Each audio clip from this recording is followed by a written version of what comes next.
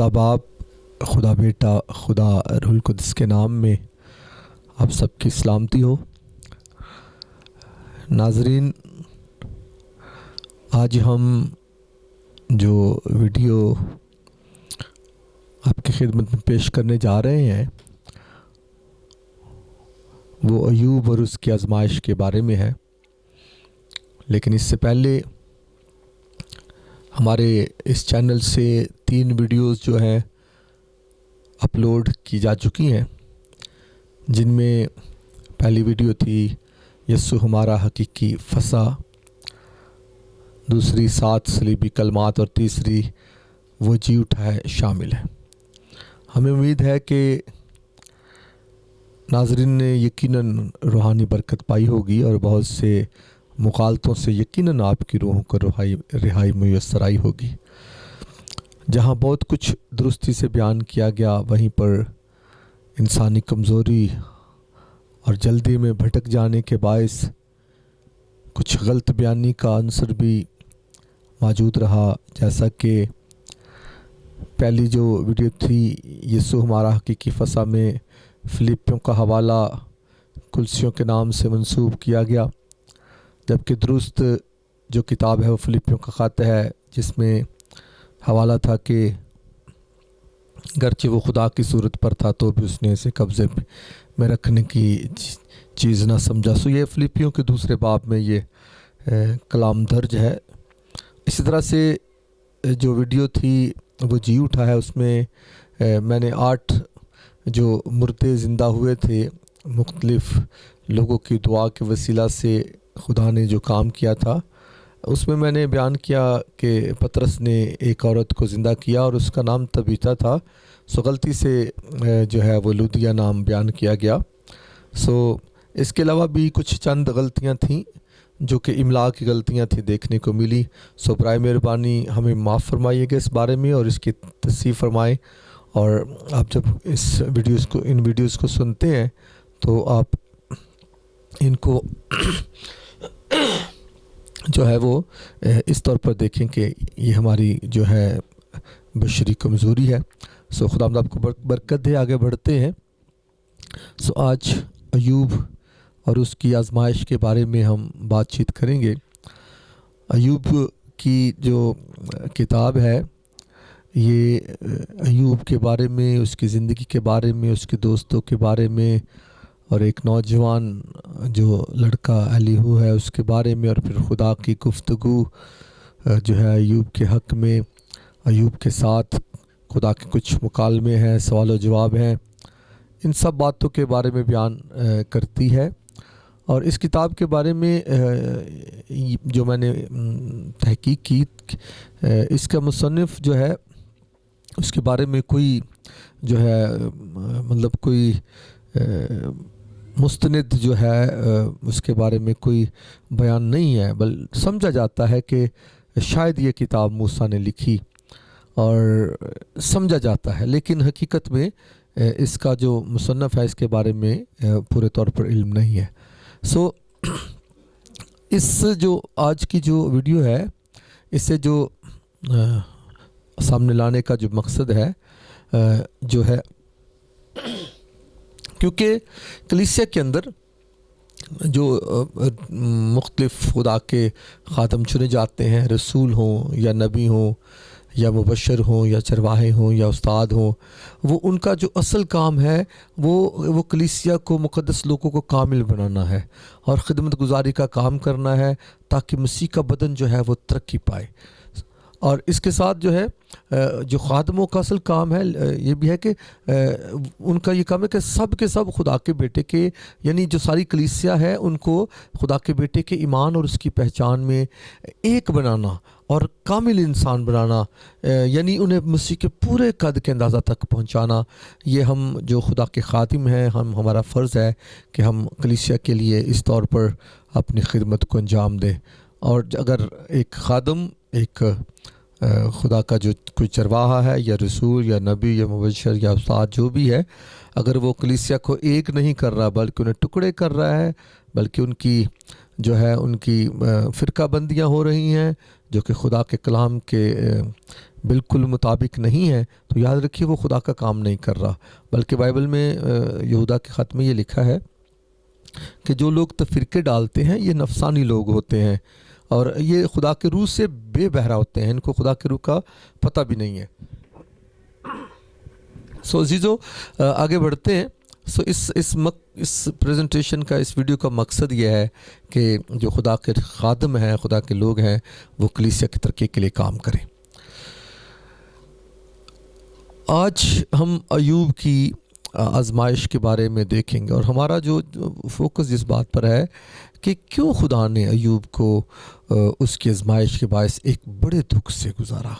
یاد رکھیے بائبل کہتی ہے، یعقوب کی کتاب پہلا باب 31 اس کی 13ویں آیت میں لکھا ہے کہ جب کوئی آزمایا جائے تو یہ نہ کہے کہ میری آزمائش خدا کی طرف سے ہوتی ہے، کیونکہ نہ تو خدا بدی سے آزمایا جا سکتا ہے اور نہ وہ کسی کو آزماتا ہے۔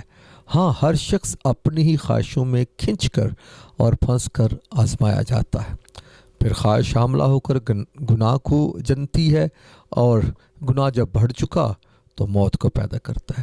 سو یہاں پر اس حوالے کی روشنی میں جب ہم دیکھتے ہیں کہ اگر ہم یہ کہیں کہ خدا کسی کو خوشی سے آزماتا ہے یا خدا کسی کو احم ہی آزماتا ہے، تو مطلب یہ بات کہہ لیں کہ اس حوالے کی روشنی میں پھر یہ بات جو ہے بے معنی ٹھہرتی ہے کہ خدا کسی کو ناحق نہیں آزماتا۔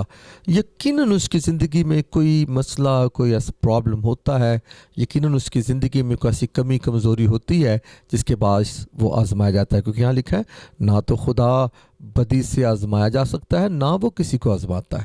سو ایوب کی آزمائش جو ہے وہ کیوں ہوئی، وہ ایوب کی زندگی میں کیا کمی تھی، کیا کمزوری تھی، ہم اس بات کو اس ساری جو ویڈیو ہے اس میں دیکھیں گے۔ سو آئیے آگے بڑھتے ہیں۔ سو ایوب کے بارے میں لکھا ہے کہ اوز کی سرزمین میں ایوب نام ایک شخص رہتا تھا، وہ شخص کامل اور راست باز تھا اور خدا سے ڈرتا اور بدی سے دور رہتا تھا۔ سو اوز کی سرزمین میں جو ایوب کا ہے ایک وہاں پر اس کی پہچان ہے، وہ ایک ایسے شخص کے طور پر ہے جو کامل ہے، جو راست باز ہے، جو خدا سے ڈرتا ہے اور وہ بدی سے دور بھی رہتا ہے۔ سو اوز کی سرزمین کے بارے میں نوح کی کتاب کی 4 باب کی 21 آیت میں درج ہے کہ اے دختر ادوم جو اوز کی سرزمین میں بستی ہے، خوش و خرم ہو۔ سو اس بات کو آپ دیکھ لیجئے، جان لیجئے کہ جو ایوب کا جو تعلق ہے وہ اسرائیلیوں سے نہیں ہے۔ ایوب کا تعلق ڈائریکٹ اسرائیلیوں سے نہیں ہے، اس کا تعلق ادوم سے ہے، اور ادوم اسو کا نام ہے۔ اسو کا جو قومی نام ہے، اسو کی جو پوری قوم ہے وہ ساری ادومی گنے جاتے ہیں یا ادوم گنے جاتے ہیں۔ سو جو نقشہ ہے وہ یہ بتاتا ہے کہ یہاں پر یہ اوز کا علاقہ ہے، اور یہاں پر یہ یتیمان ہے، یتیمہ ہے، اور یہ عرب کا علاقہ ہے، اور یہاں پر یہ مدیان اور ادوم۔ سو یہ یعنی ادوم کے لوگوں کا یہ علاقہ، ادومی لوگ یہاں پر رہتے ہیں۔ سو ظاہر ہوتا ہے ایسے کہ جیسے ایوب کا تعلق جو ہے وہ ادومیوں سے ہے، اور اس کے جو دوست ہیں وہ سارا علاقہ جو ہے یہاں یہ ادوم سے یہ منسوب ہے۔ سو اس بات کو بھی دیکھ لیں۔ سو ایوب جو ہے وہ اوز کی جو سرزمین ہے، اوز کی سرزمین میں جو ادومی رہتے ہیں ان میں سے ایوب بھی خدا میں ایک راست باز شخص ہے، خدا سے ڈرتا ہے، بدی سے دور رہتا ہے۔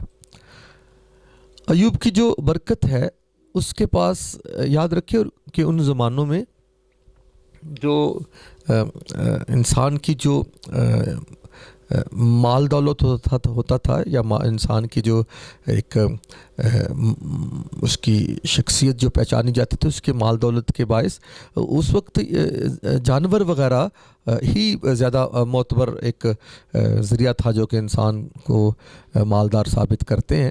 سو ایوب کے ہاں جو ہے اس کے 7 بیٹے اور 3 بیٹیاں ہیں، اس کے پاس 7,000 بھیڑیں ہیں، 3,000 اونٹ ہیں، اور 500 جوڑی بیل ہے اور 500 گدیاں ہیں اور بہت سے نوکر چاکر ہیں، ایسا کہ اہل مشرق میں وہ سب سے بڑا آدمی ہے۔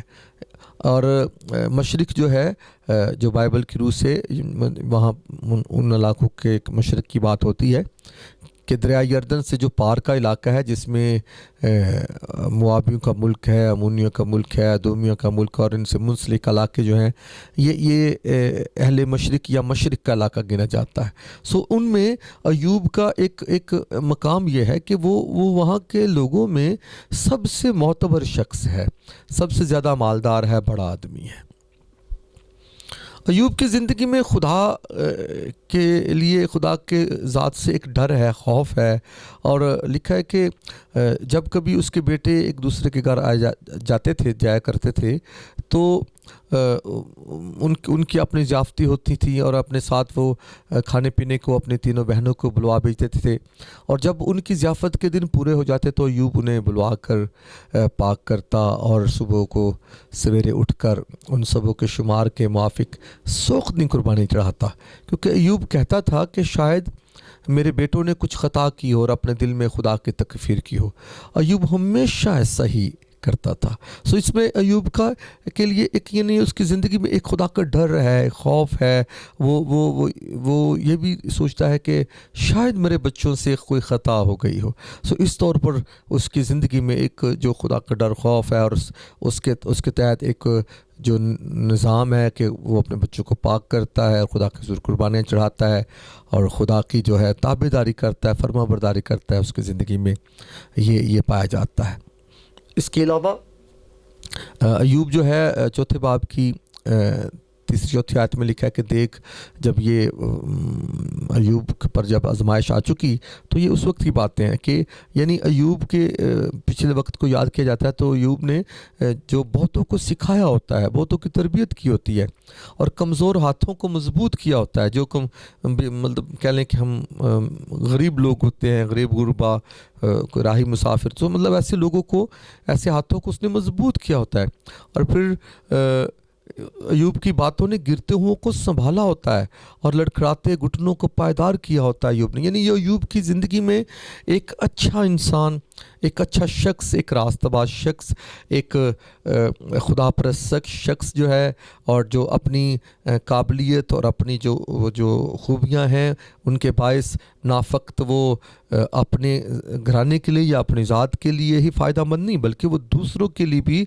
فائدہ مند بنا ہوا ہے۔ سو ایوب کی زندگی میں یہ خدا کا ڈر، خوف اور یہ خدا کی برکتیں ہمیں نظر آتی ہیں۔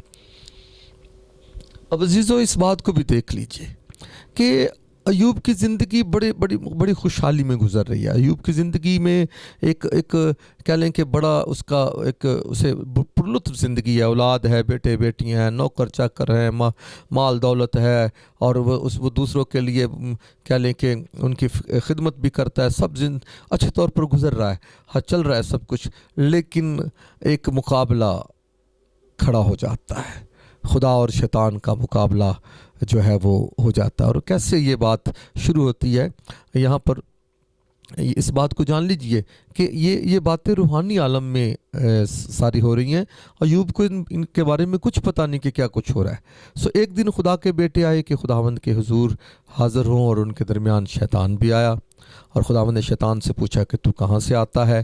شیطان نے خداوند کو جواب دیا کہ زمین پر ادھر ادھر گھومتا پھرتا اور اس میں سیر کرتا ہوا آیا ہوں۔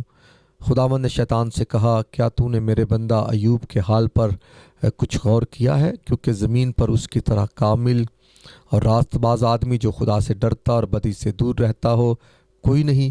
شیطان نے خداوند کو جواب دیا، کیا ایوب یوں ہی خدا سے ڈرتا ہے؟ کیا تو نے اس کے اور اس کے گھر کے گرد اور جو کچھ اس کا ہے اس کے گرد چاروں طرف باڑ نہیں بنائی ہے؟ تو نے اس کے ہاتھ کے کام میں برکت بخشی ہے، اور اس کے غلے ملک میں بڑھ گئے ہیں، پر تو ذرا اپنا ہاتھ بڑھا کر جو کچھ اس کا ہے اسے چھو ہی دے تو کیا وہ تیرے منہ پر تیری تکفیر نہ کرے گا؟ خداوند نے شیطان سے کہا، دیکھ اس کا سب کچھ تیرے اختیار میں ہے، صرف اس کو ہاتھ نہ لگانا۔ سو عزیزو، یہاں پر مقابلہ شروع ہو گیا۔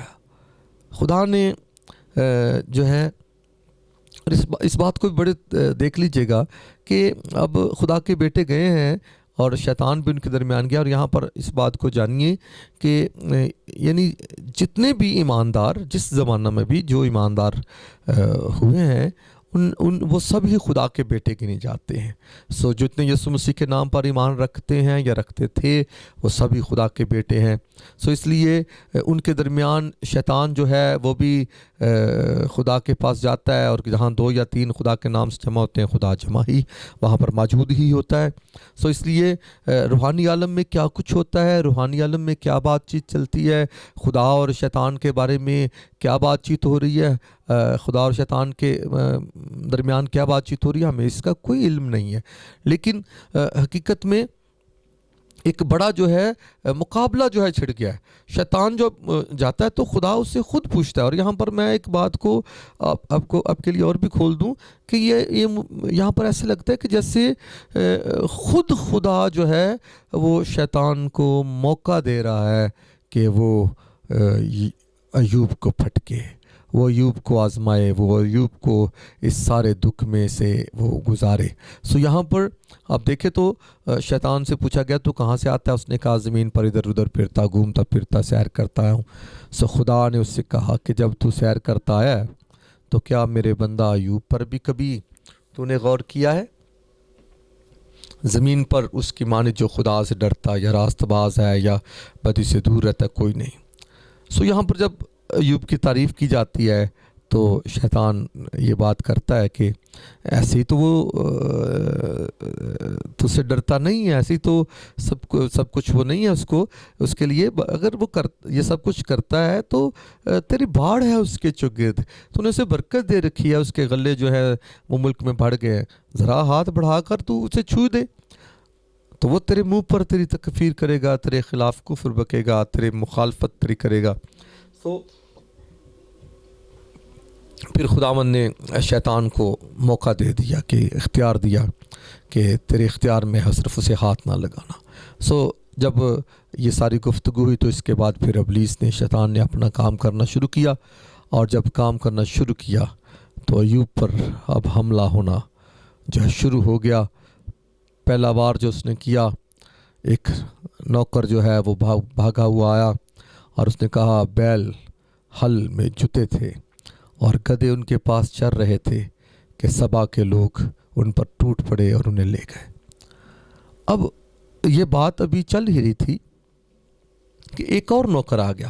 اس نے کہا کہ خدا کی آگ آسمان سے نازل ہوئی اور بھیڑوں اور نوکروں کو جلا کر بھسم کر دیا, اور میں اکیلا بچا ہوں, میں آیا ہوں تاکہ تجھے خبر دوں. اب یہ بات ابھی اس بات کا بھی غم ابھی اٹھا بھی نہیں تھا پورے طور پر کہ تیسرا آ گیا. تو اس نے کیا کہا کہ قصدی 3 غول ہو کر اونٹوں پر آ گرے اور انہیں لے گئے. سو یعنی جو سارا مال دولت تھا, سارے جو جانور تھے, وہ سب کے سب یقیناً چند لمحوں کی خبر میں سب کچھ چلا گیا.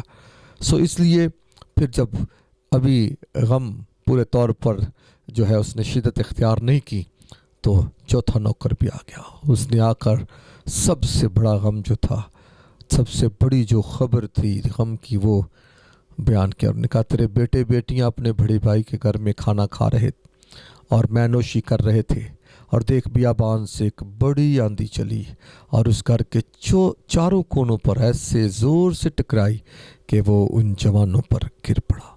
سو عزیزو, ایک بڑا غم کا پہاڑ جو ہے ایوب پر گرا. اس نے اٹھ کر اپنا پیراہن چاک کیا, اپنے سر میں خاک ڈال لی, اپنا سر منڈوایا اور جو ہے سب باتوں میں ایک ہی بات کہی. اور وہ کیا بات تھی؟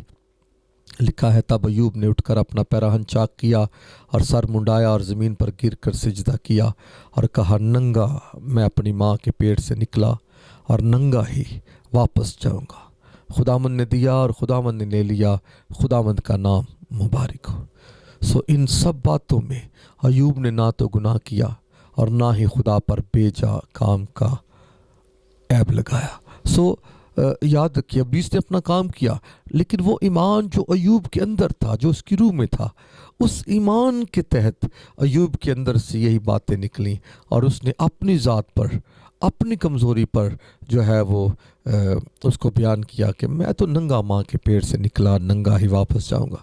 سو خدا نے دیا تھا، خدا نے لے لیا، خداوند کا نام مبارک ہے۔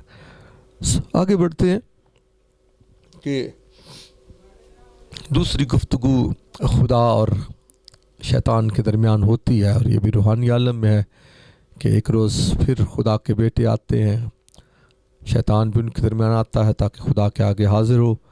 سو شیطان نے خداوند نے اس سے پوچھا کہ تو کہاں سے آیا ہے؟ شیطان نے اس سے جواب دیا، زمین پر ادھر ادھر گھومتا پھرتا اور اس میں سیر کرتا ہوا آیا ہوں۔ خداوند نے شیطان سے کہا وہی سوال کہ میرے بندہ ایوب کے حال پر بھی کچھ غور کیا؟ تو کیونکہ زمین پر اس کی طرح کامل اور راست باز آدمی جو خدا سے ڈرتا اور بدی سے دور رہتا ہو کوئی نہیں، اور گو تو نے مجھ کو بھارا کہ بے سبب اسے ہلاک کروں، تو بھی وہ اپنی راستی پر قائم رہا۔ کہ تو نے ابھارا تھا، لیکن اس کے اندر سے یہی آواز نکلی کہ خداوند نے دیا، خداوند نے لے لیا، خداوند کا نام مبارک ہو۔ سو شیطان نے خداوند کو جواب دیا کہ کھال کے بدلے کھال، بلکہ انسان اپنا سارا مال اپنی جان کے لیے دے ڈالے گا۔ یعنی جب کسی کی ذات کو چھوا جائے، کسی کے جسم کو چھوا جائے، تو تب وہ جو ہے وہ کچھ بھی کرنے کے لیے تیار ہوتا ہے۔ سو اب وقت اپنا ہاتھ بڑھا کر اس کی ہڈی اور اس کے گوشت کو چھو دے تو وہ تیرے منہ پر تیری تکفیر کرے گا۔ سو خدا نے پھر شیطان کو کہا کہ وہ تیرے اختیار میں ہے، فقط اس کی جان محفوظ رہے۔ سو عزیزو، اس بات کو دیکھ لیجئے کہ یہ دوسرا جو ہے واقعہ ہے، دوسری گفتگو ہے، اور ایوب کو ان باتوں کے بارے میں کچھ علم نہیں ہے۔ سب دوسرا حملہ ہوگا۔ پہلے حملے میں تو اس کا ایمان جو تھا وہ واضح طور پر نظر آتا ہے کہ وہ گرا نہیں، وہ ڈگمگایا نہیں، ڈاواڈول نہیں ہوا۔ سو دوسرا حملہ کیا ہوتا ہے؟ دوسرا حملہ یہ ہے کہ تب شیطان خداوند کے سامنے سے چلا گیا اور ایوب کو تلوے سے چاند تک دردناک پھوڑوں سے دکھ دیا، اور وہ اپنے کو کھجانے کے لیے ایک ٹھیکرا لے کر راکھ پر بیٹھ گیا۔ یعنی یہ دوسرا حملہ ہے کہ اس کے جسم پر ایسے دردناک پھوڑے نکل آئے کہ وہ اپنے آپ کو کھجانے کے لیے، ان پر خارج کرنے کے لیے ٹھیکرا لے کر راکھ پر بیٹھ گیا۔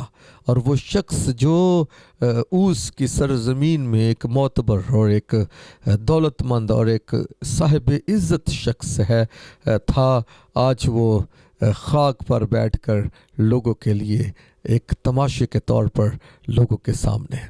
سو ایسا وقت بھی زندگی میں آ سکتا ہے، لیکن اس کے پیچھے کیا کچھ ہو رہا ہے ہم نہیں جانتے۔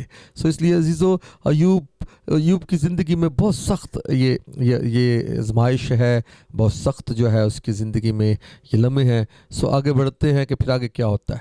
سو ایوب کی اپنی بیوی، اس کی ساری اس جو کمزوری ہے اسے دیکھتے ہوئے وہ یعنی ایسی نظر آتا ہے جب وہ شیطان کی طرف سے وہ بات کر رہی، کیونکہ ابلیس تو چاہتا تھا کہ وہ ایوب کو گرائے، اور ایوب کو گرانے کے باعث وہ خدا کے جو وہ تھا فخر تھا وہ اسے بھی گرانا چاہتا تھا۔ سو ایسا بھی ہوتا ہے بعض اوقات جب ہم ایماندار ہیں تو ہمارے گھرانوں میں بعض اوقات ایسے لوگ بھی ہوتے ہیں جو کہ کمزور ایمان ہوتے ہیں۔ سو خدا کے انتظام میں جب ہم کسی ایسی آزمائش سے گزر رہے ہوتے ہیں تو وہ یعنی ہمیں گرانے کے لیے، ہمیں یعنی کہہ لیں کہ ایمان میں کمزور کرنے کے لیے ابلیس انہیں بھی استعمال کر لیتا ہے۔ اور بہت بار ہم اپنے عزیزوں کے پیچھے لگ کر ان کی بات مان کر ہم بہت سے ایسے کام کر گزرتے ہیں کہ ہم یعنی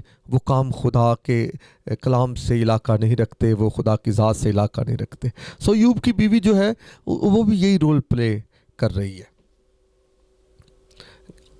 تب ایوب کی بیوی اس سے کہنے لگی، کیا تو اب بھی اپنی راستی پر قائم رہے گا؟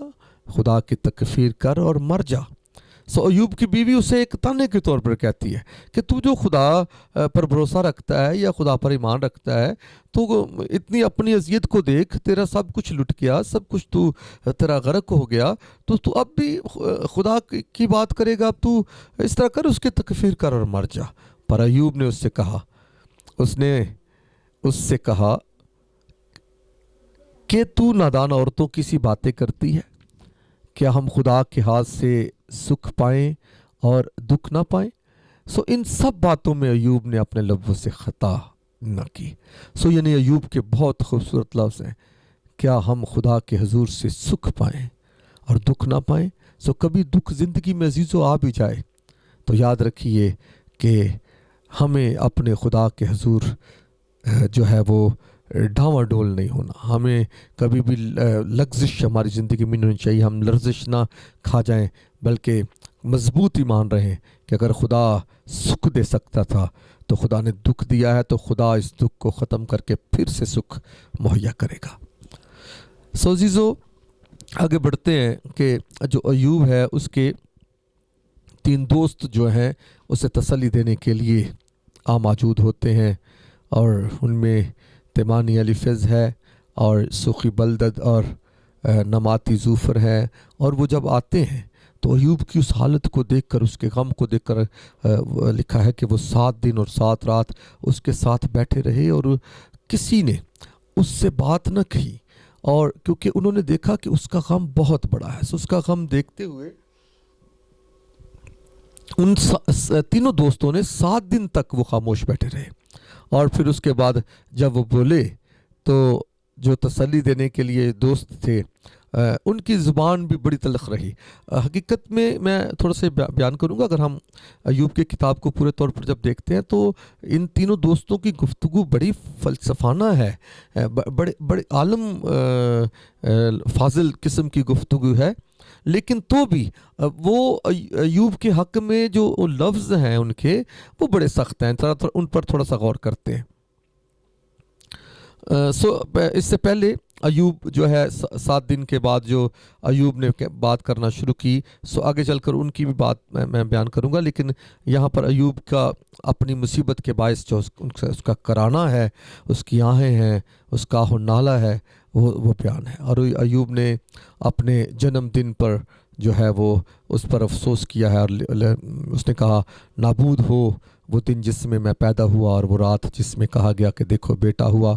वो दिन अंधेरा हो जाए, खुदा ऊपर से उसका लिहाज ना करे और ना उस पर रोशनी पड़े, अंधेरा और मौत का साया उस पर काबिज़ हो, बदली उस पर छाई रहे, और दिन को तारीक कर देने वाली चीज़ें उसे दहशत ज़दा करें, गहरी तारीकी उस रात को दबोच ले, वो साल के दिनों के दरमियान खुशी न करने पाए और ना महीनों के शुमार में आए, क्योंकि मेरे खाने की जगह मेरी आहें हैं और मेरा कराहना पानी की तरह जारी है, क्योंकि जिस बात से मैं डरता हूँ वही मुझ पर आती है, और जिसका मुझे खौफ होता है वही मुझ पर गुजरती है, क्योंकि मुझे ना चैन है ना आराम, ना मुझे कल पड़ती है, बल्कि मुसीबत ही आती है। सो अयूब की ज़िंदगी में एक इंतहाई जो गम है, एक आला दर्जे का जो गम है, जो दुख है, वो अयूब की ज़िंदगी में सारी बातें उसके दुख को और उसके गम को अयां कर रही हैं। और फिर आगे जब उसका कराहना है तो वो कराहने के बायस वो मौत का तलबगार होता है, और लिखा है कि जैसे नौकर साया की बड़ी आरजू करता है और मज़दूर अपनी उजरत का मुंतज़िर रहता है, वैसे ही मैं बुतलान के महीनों का मालिक बनाया गया और मुसीबत की रातें मेरे लिए ठहराई गई हैं। जब मैं लेटता हूँ तो कहता हूँ कब उठूँगा, पर रात लंबी होती है और दिन निकलने तक इधर उधर करवटें बदलता रहता हूँ। मेरा जिस्म कीड़ों और मिट्टी के ढेलों से ढका है, मेरी खाल सिमटती और फिर नासूर हो जाती है। यानी अयूब अपने सारे दुख को बयान करता है, कैसे उसके जिस्म पर जो है वो कीड़े जो है, मिट्टी के ढेले जो हैं, मिट्टी जो है वो चिपकी हुई है खाक पर बैठने के बायस, और कीड़े उसके बदन पर हैं, और उसकी जो खाल है वो सिमटती है, यानी वो जो ज़ख्म है वो सिमटता है, ऐसे लगता है जैसे ठीक हो रहा है, लेकिन वो फिर नासूर बन जाता है, फिर ऐसा ज़ख्म नज़र आता है जो कभी ठीक नहीं होता।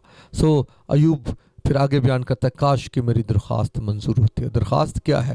اور خدا مجھے وہ چیز بخشتا جس کی مجھے آرزو تھی.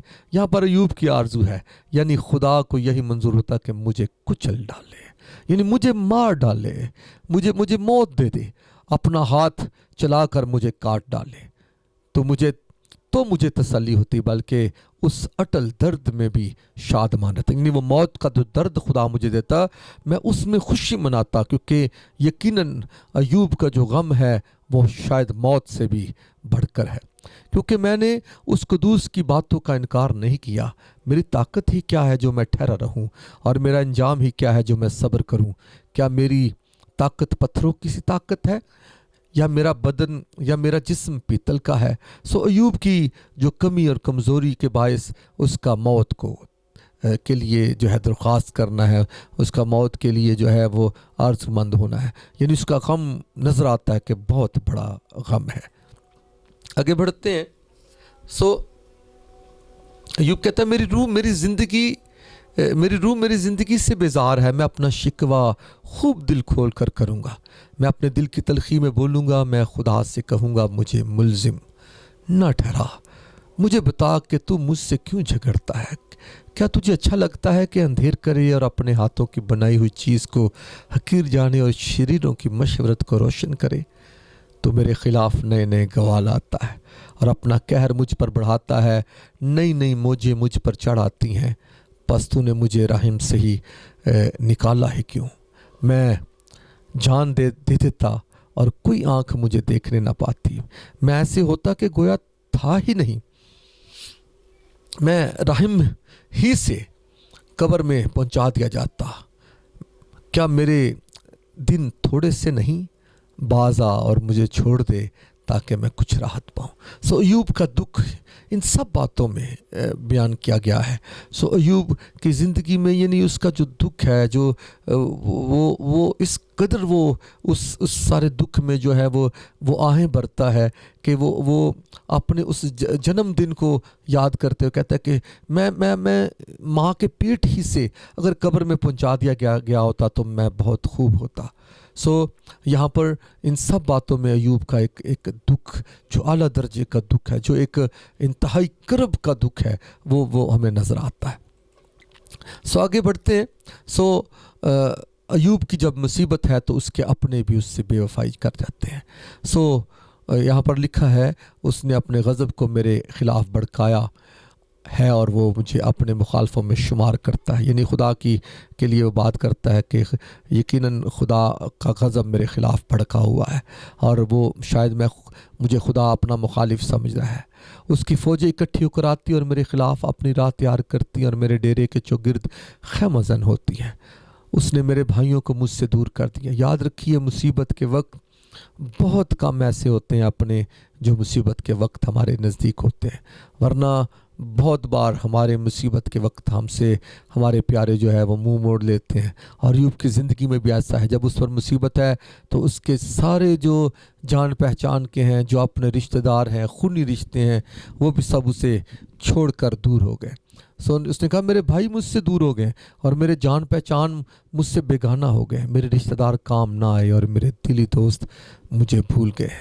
میں اپنے گھر کے رہنے والوں اور اپنی لونڈیوں کی نظر میں اجنبی ہوں. میں ان کی نگاہ میں پردیسی ہو گیا ہوں.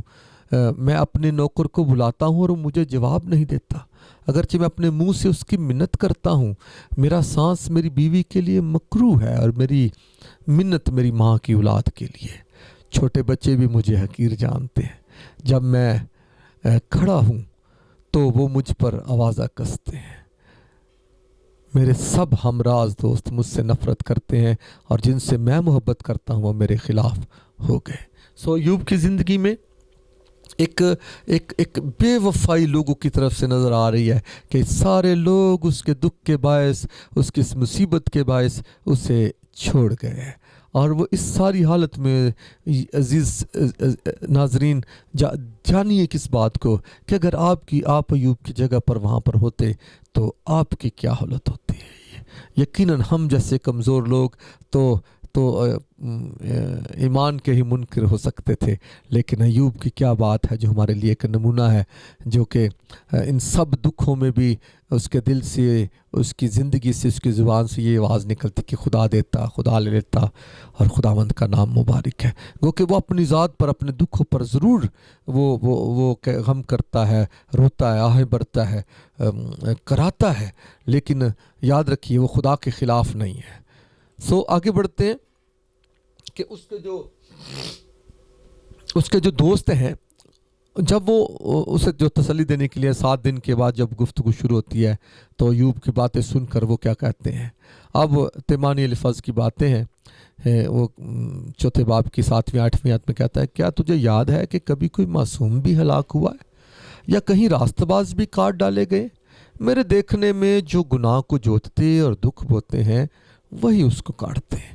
یہ بات تو بالکل سچ بات ہے، علی فیض تمانی کی بات تو بالکل جو ہے 100% سچ بات ہے کہ یقیناً جب ہم جو گناہ کو بوتے ہیں پھر وہ اسے کاٹتے بھی ہیں، لیکن ایوب کے لیے اس وقت ایسی باتیں اس کے لیے ایک بڑی تلخ باتیں ہیں، اسے کیونکہ اب ایک تسلی کی ضرورت ہے، لیکن یہ جو اپنی اس دوست ہیں وہ اپنی اس سچائی میں بات کر رہے ہیں۔ سو آگے الفیظ تمانی کی باتیں کہ دیکھ وہ آدمی جسے خداوند تنبیہ کرتا ہے خوش قسمت ہے، اس لیے قادر مطلق کی تعذیب کو حقیر نہ جان، کیونکہ وہی مجروح کرتا اور پٹی باندھتا ہے، وہی زخمی کرتا اور اس کے ہاتھ چنگا کرتے ہیں۔ اور یہ بات دیکھیں، یہ بھی الفاظ تیمانی کی بات ہے۔ سو یعنی یہ اس میں دیکھیں اس کے لیے، ایوب کے لیے ایک تسلی کا ایک جو ہے وہ عنصر ہے، ایوب کے لیے ایک تسلی جو ہے الفاظ تیمانی کی باتوں میں یہاں پر جو ہے تسلی ہے کہ یعنی اگر خدا نے مجروح کیا ہے تو وہ پٹی بھی باندھتا ہے، وہ زخمی کرتا ہے تو وہ چنگا بھی کرتا ہے۔ سو اس لیے اگر تجھے تنبیہ کی جا رہی ہے، تجھے تعذیب کی جا رہی ہے، تو اسے حقیر نہ جان بلکہ خوش قسمت ہے تو۔ سو یہ بھی جان لیجئے، یہ بات ایک بہت ضروری بات ہے کہ اگر ایک ایماندار کبھی کسی آزمائش میں پڑے یا ایسے پیسا جائے تو یاد رکھیے اس کے پیچھے بھی خدا کی خاص مرضی ہوتی ہے، کیونکہ خدا جن کو محبت کرتا ہے، جن سے پیار کرتا ہے، جن کو بیٹے بناتا ہے، انہیں تنبیہ بھی کرتا ہے، انہیں کوڑے بھی مارتا ہے۔ اور وجہ کیا ہوتی ہے کہ اس زندگی میں کوئی خاص ایسی کمزوری ہوتی ہے جسے خدا پسند نہیں کرتا۔ سو خدا اس کمزوری سے اس زندگی کو آزاد کرنا چاہ رہا ہوتا ہے، اس کمزوری کو دور کرنا چاہ رہا ہوتا ہے۔ سو اس لیے خدا جو ہے، خدا کی تنبیہ ہے ہمارے لیے، خدا کی، وہ ہمارے لیے خوش قسمتی کے جیسی ہے۔ لیکن تو بھی کچھ تلخ باتیں بھی ہیں جو کہ ایوب کے لیے ایک کہہ لیں کہ اس وقت کے لیے اسے تسلی نہیں دے رہی۔ اس کا غم، اس کا دکھ، اس کا جو اس کے زخم ہیں وہ بہت گہرے ہیں، بہت بڑا غم ہے اس کا۔ سو بلدد سوخی جو ہے دوسرا دوست، وہ بات کرتا ہے، تب بلدد سوخی کہنے لگا، تو کب تک ایسے ہی بکتا رہے گا اور تیرے منہ کی باتیں کب تک آندھی کی طرح ہوں گی؟ کیا خدا بے انصافی کرتا ہے؟ کیا قادر مطلق عدل کا خون کرتا ہے؟ اگر تیرے فرزندوں نے اس کا گناہ کیا ہے اور اس نے انہیں کی خطا کے حوالہ کر دیا، سو اگر تیری اولاد مر گئی، اگر تیرے بچے مر گئے ہیں تو یعنی یقیناً انہوں نے خدا کا کوئی گناہ کیا ہوگا۔ سو اس لیے تو جو کیوں اپنے آپ کو یعنی اس بات کے لیے ہے کہ میں نے کوئی گناہ نہیں کیا، مجھ کمی نہیں ہے، کیونکہ ایوب کی جو اپنی ایک جو اس کی زندگی ہے اس میں دیکھا جاتا ہے کہ وہ خدا سے ڈرتے ہوئے یعنی بھول چوک کی قربانیاں بھی چڑھا دیتا ہے کہ شاید ہو سکتا ہے کہ بھول چوک میں میرے بچوں سے کوئی خطا ہو گئی ہو۔ سو وہ یعنی اس طور پر ایوب اپنے آپ کو یہ سمجھتا ہے کہ یقیناً مجھ میں کمی تو نہیں ہے، مجھ میں مسئلہ نہیں ہے، خدا ہی شاید میرے خلاف ہو گیا۔ سو یہاں پر بلدد سوخی کی باتیں بھی ایوب کے لیے یقیناً تلخ باتیں جو ہیں وہ نظر آتی ہیں۔ سو تیسرا دوست جو ہے زوفر نماتی جو ہے، اس کی باتیں ہیں، تب زوفر نماتی نے جواب دیا، کیا ان بہت سی باتوں کا جواب نہ دیا جائے اور کیا بکواسی آدمی راست ٹھہرایا جائے؟ یعنی یہ ایوب کے لیے سخت لفظ ہے، کیا تیری لافزنی لوگوں کو خاموش کر دے، اور جب تو ٹھٹھا کرے تو کیا کوئی تجھے شرمندہ نہ کرے؟ کیونکہ تو کہتا ہے میری تعلیم پاک ہے اور میں تیری نگاہ میں بے گناہ ہوں. یعنی ایوب کے شاید یہ لفظ جو ہیں، یعنی یہ بلدت جو ظفر نماتی ہے اس کے لیے، یعنی یہ ایسے ہیں کہ ظفر نماتی اس بات کو سمجھتا ہے کہ کوئی بھی راست باز نہیں ہے، کوئی بھی پاک نہیں ہے. سو اس لیے ایوب کے جو لفظ ہیں ان کو وہ یہ سمجھتا ہے کہ یہ شاید یہ کوئی بکواس کر رہا ہے. سو اس لیے یہ سخت لفظ جو ہیں ظفر نماتی کے ایوب کے حق میں ہے. سو اب ظفر نماتی یہ بھی کہتا ہے کاش خدا خود بولے اور تیرے خلاف اپنے لبوں کو کھولے. یعنی خدا خود تجھے، ایوب خدا خود تجھے سمجھائے، خود تجھ سے بات کرے اور تجھ سے بیان کرے کہ تجھ میں کیا کمی ہے. سو ایوب جو ہے اس کا اپنے حق میں یہ دعویٰ ہے کہ ایوب جو ہے وہ کہتا ہے میں جانتا ہوں کہ میں صادق ہوں. سو یہ اس کی تقریر ہے، مطلب اس کا دعویٰ ہے، دیکھو میں نے اپنا دعویٰ درست کر لیا. یعنی اس کا اپنے حق میں یہ دعویٰ ہے کہ میں راست باز ہوں، میں صادق ہوں. سو وہ اپنے دوستوں سے بھی یہ کہتا ہے کہ اے میرے دوستوں مجھ پر ترس کھاؤ کیونکہ خداوند کا ہاتھ مجھ پر بھاری ہے، کیونکہ تم خدا کی طرح مجھے ستاتے ہو اور میرے گوشت پر قناعت نہیں کرتے. یعنی جیسے خدا میرے مخالف ہو گیا ہے، خدا مجھے دکھ میں خدا نے ڈالا ہوا ہے. میں جانتا ہوں کہ میں صادق ہوں، یعنی مجھ میں کمی نہیں ہے، میں اپنی جگہ پر ٹھیک ہوں. سو یعنی یہ ایوب کا دعویٰ ہے. سو جب یہ ساری باتیں ہوتی ہیں میرے عزیزو، تو پھر آگے چل کر ایک نیا شخص جو ہے، ایک نوجوان جو ہے وہ ساری گفتگو میں شامل ہوتا ہے. سو اس کا نام جو ہے وہ ایلیہو ہے. اور ایلیہو جب شامل ہوتا ہے تو وہ ایوب کی جو اس کے اندر جو ایوب کی جو ذات میں جو اپنے حق میں اس کا دعویٰ ہوتا ہے وہ اس کو سامنے لے کر وہ اس ساری گفتگو میں شامل ہوتا ہے اور اس کے تینوں دوستوں کو وہ ڈانٹتا بھی ہے. اور یہاں پر لکھا ہے سو ان تینوں آدمیوں نے ایوب کو جواب دینا چھوڑ دیا اس لیے کہ وہ اپنی نظر میں صادق تھا. تب ایلیہو بن براکیل بوزی کا جو رام کے خاندان سے تھا قہر بھڑکا. اس کا قہر ایوب پر بھڑکا اس لیے کہ اس نے خدا کو نہیں بلکہ اپنے آپ کو راست ٹھہرایا. سو ایوب میں یہ ایک بہت بڑا مسئلہ چل رہا ہے. ایوب کے اندر یہ ایک پرابلم ہے کہ وہ اپنے آپ کو راست باز ٹھہرا رہا ہے اور وہ یہ سمجھتا ہے کہ خدا میرے خلاف ہو گیا ہے. حالانکہ اس نے خدا کا انکار نہیں کیا، خدا کے خلاف اس میں کوئی کفر نہیں ہے، کوئی تکفیر نہیں، لیکن وہ یہ جانتا ہے کہ بس مجھ میں ٹھیک ہوں لیکن خدا میرے خلاف ہو گیا، اس لیے اس نے مجھے جو اس سارے دکھ میں ڈالا ہے. اور اس کا قہر اس کے تینوں دوستوں پر بھی جو ہے بھڑکا ہے اس لیے کہ انہیں جواب دینا تو سوجا نہیں، تو بھی انہوں نے ایوب کو مجرم ٹھہرایا. سو عزیزو آگے بڑھتے ہیں. سو ایلیہو کی تقریر ہے، چند باتیں ہیں، ایوب سے وہ باتیں کرتا ہے. تو بھی اے ایوب ذرا میری تقریر سن لے اور میری سب باتوں پر کان لگا. دیکھ میں نے اپنا منہ کھولا ہے، میری زبان نے میرے منہ میں سخن آرائی کی ہے. میری باتیں میرے دل کی راست بازی کو ظاہر کریں گی اور میرے لب جو کچھ جانتے ہیں اسی کو سچائی سے کہیں گے. خدا کی روح نے مجھے بنایا ہے اور قادر مطلق کا دم مجھے زندگی بخشتا ہے. اگر تو مجھے جواب دے سکتا ہے تو دے اور اپنی باتوں کو میرے سامنے ترتیب دے کر کھڑا ہو جا. دیکھ خدا کے حضور میں تیرے برابر ہوں، میں بھی مٹی سے بنا ہوں. یعنی جیسا تو انسان ہے ویسے میں بھی انسان ہوں. اور یعنی یہ ایلیہو کی باتیں سخت باتیں ہیں کہ یعنی ایلیہو نے جان لیا کہ ایوب جو ہے اپنے آپ کو راست باز ٹھہرا رہا ہے. سو یقیناً پھر ایلیہو نے کہا یقیناً تو نے میرے سنتے کہا ہے اور میں نے تیری باتیں سنی ہیں کہ میں صاف اور بے تقصیر ہوں، میں بے گناہ ہوں اور مجھ میں بدی نہیں. وہ میرے خلاف موقع ڈھونڈتا ہے، وہ مجھے اپنا دشمن سمجھتا ہے. سو یعنی ایلیہو نے یہ بیان کیا کہ یہ تیری کمزوری ہے، تو اپنی نظر میں صادق بنا ہوا ہے، بے تقصیر ہے، اپنی نظر میں بے گناہ ہے.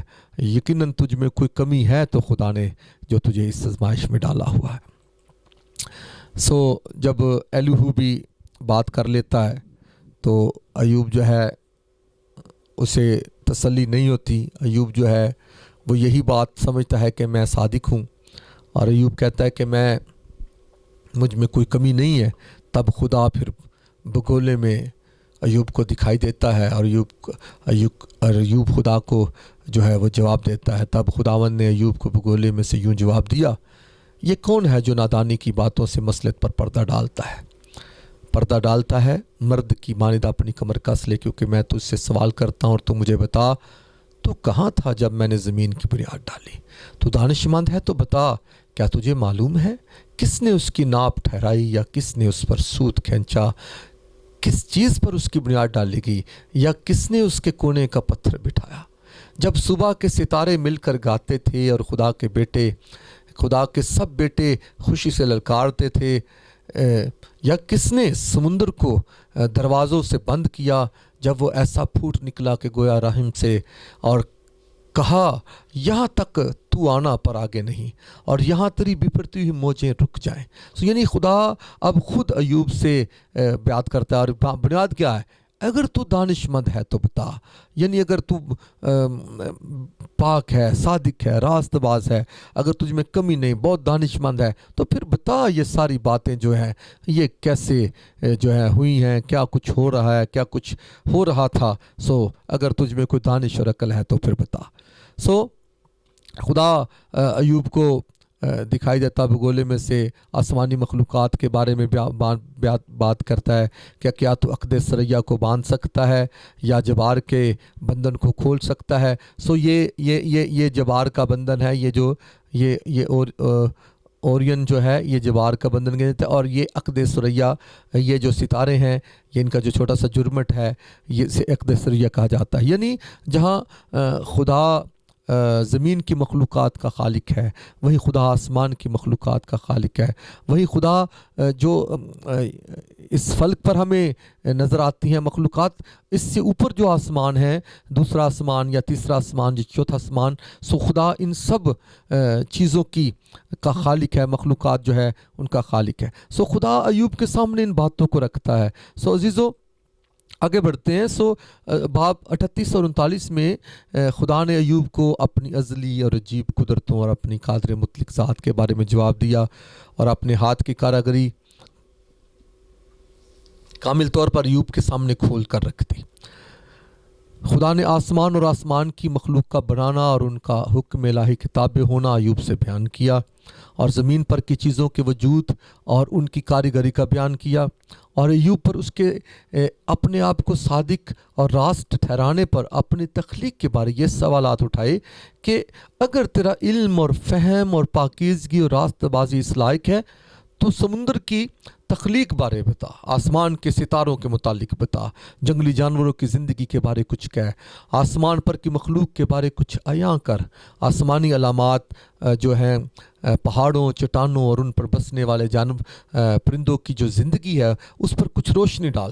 ان ساری باتوں کو خدا نے ایوب کے سامنے رکھ دیا. اور پھر ایوب نے کیا جواب دیا؟ خداوند نے ایوب سے یہ بھی کہا کہ جو فضول حجت کرتا ہے وہ قادر مطلق سے جھگڑا کرے, جو خدا سے بحث کرتا ہے وہ اس کا جواب دے. تو جواب دے, اگر تیرے پاس کوئی جواب ہے تو جو بحث کرتا ہے اس کا جواب دے. اگر کہ یہ ساری چیزیں جو میں نے کی ہیں, جو میں جانتا ہوں, جو میں کرتا ہوں, جو میں کر سکتا ہوں, تجھ میں کچھ دانش عقل مندی ہے تو بتا کہ یہ سب کچھ کیسے ہوتا ہے. عزیزو ایوب کیا پھر کہتا ہے؟ ایوب کا جو جواب ہے وہ خدا کو صادق مانتا ہے, راست مانتا ہے, اور اپنی کمی کا اقرار کرتا ہے, اور پھر اپنے گناہ سے توبہ کرتا ہے. اور یہ 40 باب کے 3 سے 5ویں آیت میں لکھا ہے, تب ایوب نے خداوند کو جواب دیا, دیکھ میں ناچیز ہوں, میں تجھے کیا جواب دوں؟ میں اپنا ہاتھ اپنے منہ پر رکھتا ہوں, اب جواب نہ دوں گا. ایک بار بول چکا, بلکہ 2 بار, پر اب آگے نہ بڑھوں گا. پھر ایوب 42 باب کی 1 سے 6 آیت میں لکھا ہے, تب ایوب نے خداوند کو یوں جواب دیا, میں جانتا ہوں کہ تو سب کچھ کر سکتا ہے اور تیرا کوئی ارادہ رک نہیں سکتا.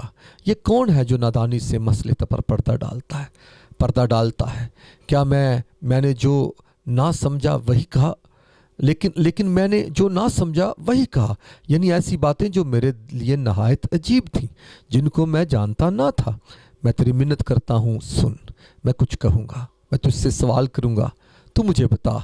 میں نے تیری خبر کان سے سنی تھی, پر اب میری آنکھ تجھے دیکھتی ہے. اس لیے مجھے اپنے آپ سے نفرت ہے, اور میں خاک اور راکھ میں توبہ کرتا ہوں.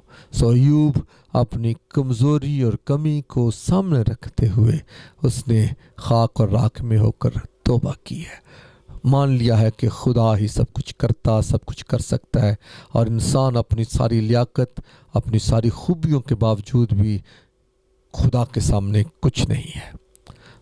सो फिर खुदा ने जो है उसके दोस्तों पर खुदा का जो गज़ब है वो भड़कता है, और खुदा जो उनसे ये कहता है कि अब जो है 7 बैल और 7 मेंढे लेकर आओ और मेरा बंदा जो है सोख्ती कुर्बानियाँ करो, मेरा बंदा अय्यूब तुम्हारे लिए दुआ करेगा तो मैं तुम्हें कबूल करूँगा, और नहीं तो फिर तुम्हारी जहालत के लिए के मुताबिक तुमसे सलूक करूँगा।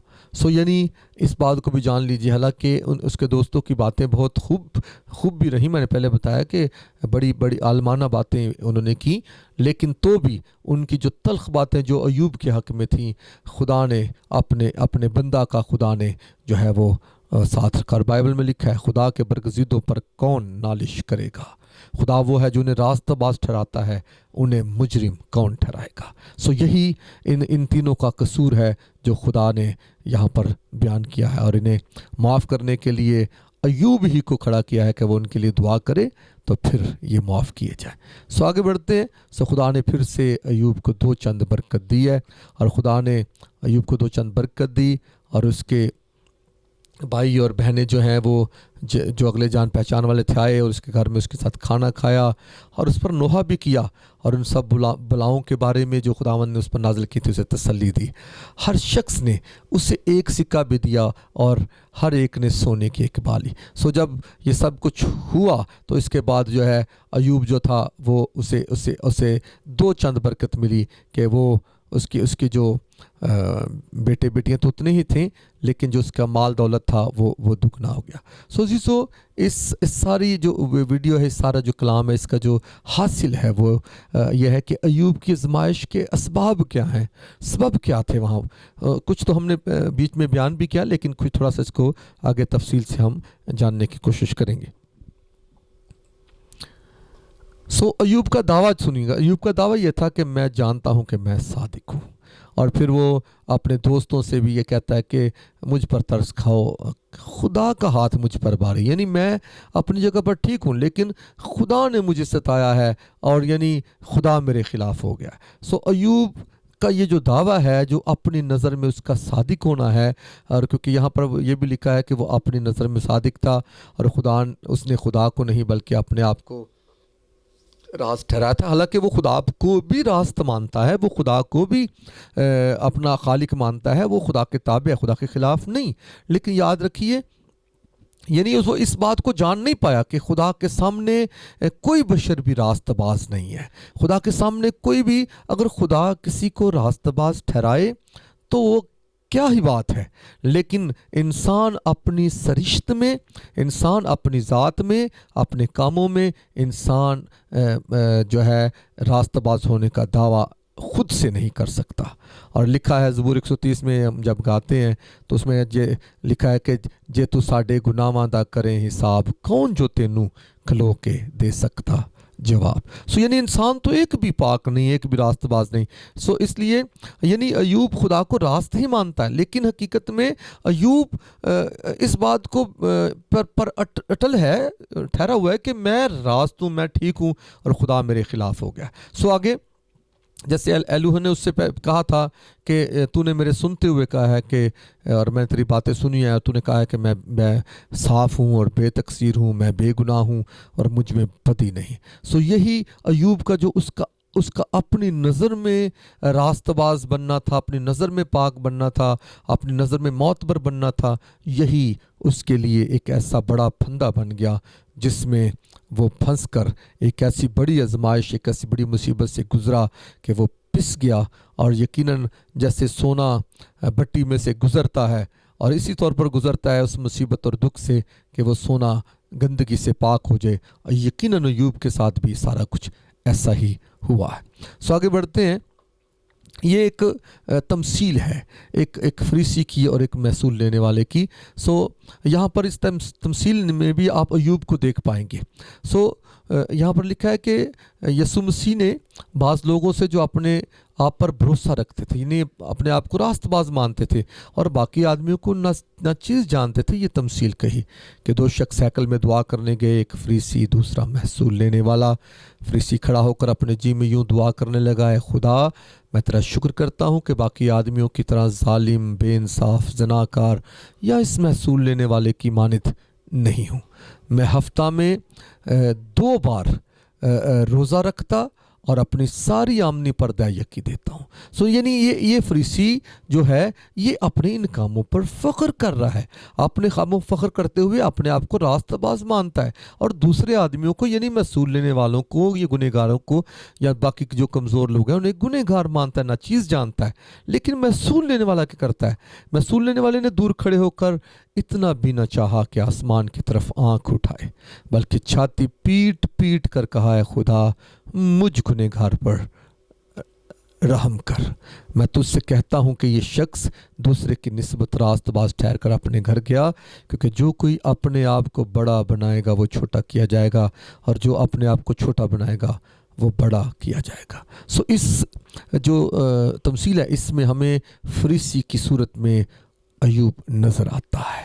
ایوب کی زندگی میں خدا ایمان موجود ہے، ایوب کی زندگی میں خدا پرستی، راست بازی موجود ہے، لیکن عزیزو، ایوب یقیناً اپنی ان قربانیوں اور اپنی نیکیوں اور اپنی راست بازیوں اور اپنی تمام اچھی جو کارکردگی، اپنے اچھے اعمال ہیں، ایوب ان کے باعث ایوب جو ہے وہ شاید اپنے اندر یہ سوچ رہا ہے کہ مجھ میں کمی نہیں ہے، میں صادق ہوں، میں راست باز ہوں، میں پاک ہوں، مجھ میں بدی نہیں ہے۔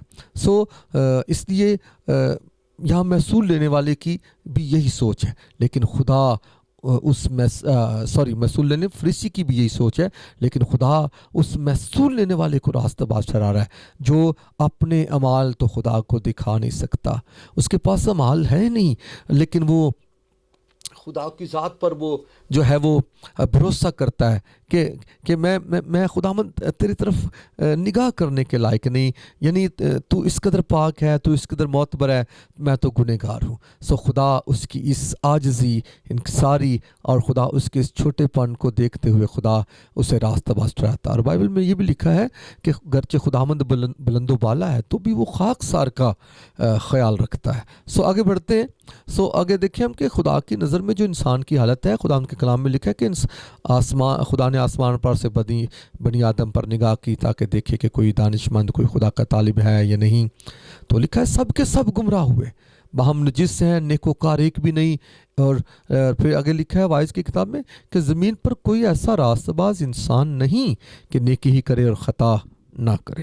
یعنی ان حوالوں سے یہ بالکل صاف ہو جاتا ہے کہ ایک بندہ بھی اپنے طور پر راستہ باز نہیں، اگر وہ خدا پرست بھی ہے، اگر وہ ایماندار بھی ہے، تب بھی اس کے اندر جو بدی کرنے کی، گناہ کرنے کی جو ایک کمی ہے وہ پائی جاتی ہے۔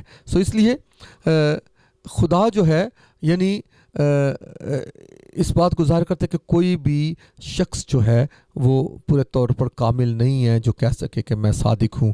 اور ایوب کی کتاب میں لکھا ہے کہ انسان ہے کیا کہ پاک ہو، اور وہ جو عورت سے پیدا ہوا کہ صادق ہو۔ یعنی کوئی ایسا بشر نہیں جو پاک۔ ایوب کی زندگی میں ایک جو بڑی کمی جو ہم نے دیکھی وہ یہ ہے کہ وہ اپنے صادق ہونے پر وہ اٹل ہے۔ وہ یعنی اس بات کو بھی دیکھ لیجئے کہ عزیزو، جب ہم اپنی خوبیوں اور اپنی نیکیوں اور اپنے اچھے اعمال اور اپنی دعاؤں اور اپنے روزوں اور اپنی قربانیوں اور اپنی طرح طرح کی اور جو ہماری جو اچھی خوبیاں ہوتی ہیں، جب ہم ان پر پھول جاتے ہیں، جب ہم ان پر فخر کرتے ہیں اور ان پر فخر کرتے ہوئے کہتے ہیں کہ ہم راست باز ہیں، ہم پاک ہیں، تو پھر خدا کا کلام یہ کہتا ہے کہ کیونکہ ہماری سرشت جو ہے، اب نیکی کریں خطا نہ کریں، یعنی ہم نیکی کرتے جائیں اور خطا نہ کریں، یہ ہو نہیں سکتا۔ پھر خدا کا کلام ہمیں یہ سکھاتا ہے کہ ہم جب ان باتوں کے باعث جب جب ہم مغرور ٹھہرتے ہیں، جب ہم ان باتوں پر غرور کرتے ہیں تو پھر خدا ہمیں پسند نہیں کرتا، اور خدا کا کلام یہ کہتا ہے کہ آدمی کا غرور اس کو پست کرے گا۔ وہ ہماری جو اچھی خوبیاں جن پر ہمارا غرور ہوتا ہے، یاد رکھیے ابلیس کو بھی خدا نے اچھی خوبیاں دی، لیکن اس کی اچھی خوبیاں اس کے لیے موت بن گئیں۔ اس کا غرور، تکبر، گھمنڈ جو تھا ان اچھی خوبیوں کے باعث اس کے لیے موت بن گیا۔ جب ہم خدا کے لوگ ہوتے ہوئے اپنی اچھی خوبیوں، اپنے اچھے کاموں پر غرور، تکبر کرتے ہیں تو پھر خدا ہمیں پست کرنا بھی جانتا ہے۔ اور پھر آگے لکھا ہے تکبر کے ہمراہ رسوائی آتی ہے، کہ جب ہم تکبر کرتے ہیں تو یاد رکھیے رسوائی پھر ہمارے لیے رکھی ہوئی ہے، لیکن خاک ساروں کے لیے حکمت ہے۔ اور پھر امثال 16 باب کی 5ویں آیت میں لکھا ہے کہ ہر ایک سے جس کے دل میں غرور ہے خداوند کو نفرت ہے، یقیناً وہ بے سزا نہ چھوٹے گا۔ یعنی ہر وہ جو اپنے دل میں غرور اور تکبر کرتا ہے وہ خداوند اس سے نفرت کرتا ہے۔ ایوب کے اندر بھی یہ کمی تھی، ہم سب کے اندر بھی یہ کمی ہو سکتی ہے، ہم سب کے اندر، بہتوں کے اندر یہ کمی ہے بھی، کیونکہ بہت سے لوگوں کو میں نے سنا جو اپنی ذات میں راست باز بنے ہوئے ہیں۔ اور بائبل کہتی ہے کون کہہ سکتا ہے میں نے اپنے دل کو صاف کر لیا، میں گناہوں سے پاک ہو گیا ہوں۔ اس لیے خداوند ہمیں یہ سکھاتا ہے کہ نہ صاحب حکمت اپنی حکمت پر، اور نہ قوی اپنی قوت پر، اور نہ مالدار اپنے مال پر فخر کرے، لیکن جو فخر کرتا ہے اس پر فخر کرے کہ وہ سمجھتا اور مجھے جانتا ہے کہ میں خداوند ہوں جو دنیا میں شفقت اور عدل اور راستہ بازی کو عمل میں لاتا ہوں، کیونکہ میری خوشنودی انہی باتوں میں ہے، خداوند فرماتا ہے۔ یعنی ہم اپنی ذات پر، اپنے کاموں پر، اپنی خوبیوں پر، کیونکہ یہ خوبیاں ہمیں خدا ہی نے دی ہیں، ہم ان پر فخر نہ کریں بلکہ ان کے دینے والے پر فخر کریں۔ خدا کو یہی پسند ہے۔ عزیزو، بائبل ہمیں یہ سکھاتی ہے کہ کوئی بھی شخص جو ہے وہ خدا اسے ناحق نہیں آزماتا۔ جب وہ آزمایا جاتا ہے تو یقیناً اس کے اندر کوئی نہ کوئی پرابلم ہوتا ہے۔ اب اس کی جو خواہشیں حملہ ہو کر گناہ کو جنتی ہے، اور گناہ جب بڑھ جاتا ہے تو موت پیدا کرتا ہے۔ ہر شخص اپنی ہی خواہشوں میں کھنچ کر اور پھنس کر آزمایا جاتا ہے۔ ایوب کے اندر بھی جو کمی ہے وہ اس کی اپنی خوبیوں کے اوپر اس کا گھمنڈ، اس کا غرور، اس کا تکبر، اس کی جو اپنی خوبیوں پر پھولنا ہے، خوبیوں کے باعث اپنے آپ کو صادق ٹھہرانا ہے، یقیناً یہی باتیں اس کی آزمائش کا باعث بن گئی۔ خدا کا بندہ یعقوب کہتا ہے میرے بھائیو، جب تم طرح طرح کی آزمائشوں میں پڑو تو اس کو یہ جان کر کمال خوشی کی بات سمجھنا کہ تمہارے ایمان کی آزمائش صبر پیدا کرتی ہے، اور صبر کو اپنا پورا کام کرنے دو تاکہ تم پورے اور کامل ہو جاؤ اور تم میں کسی بات کی کمی نہ رہے۔ خدا نے ایوب کے اندر سے ان سب چیزوں کو نکالنے کے لیے اسے اس طرح سے پیسا، اسے اس طرح سے آزمائش سے جو ہے گزارا تاکہ وہ پورے طور پر کامل ہو جائے اور اس میں کسی بات کی کمی نہ رہے۔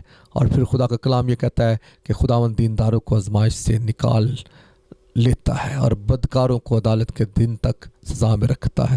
عزیزو، یہاں پر اس ساری جو پریزنٹیشن رہی، اس میں یہی بات جو ہے، اس کا جو نکتہ ہے وہ یہی ہے کہ جب ہم خدا کے حضور ایماندار ہیں تو پھر دیندار ہیں، تو اب ہم جب آزمائش میں پڑ جاتے ہیں تو خدا اس کسی مقصد سے ہمیں آزمائش میں ڈالتا ہے۔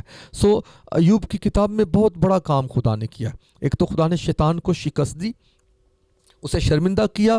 ایوب کے اندر جو ایمان خدا نے رکھا ہوا تھا اس کے باعث خدا نے ابلیس کو شرمندہ کیا، اور پھر اسے اس آزمائش سے گزار کر اس کی ذات میں، جو اس کی ذات پر اس کا اپنا فخر تھا، اس کو ختم کیا، اور اس نے آخری باب میں خاک اور راکھ میں ہو کر توبہ کی۔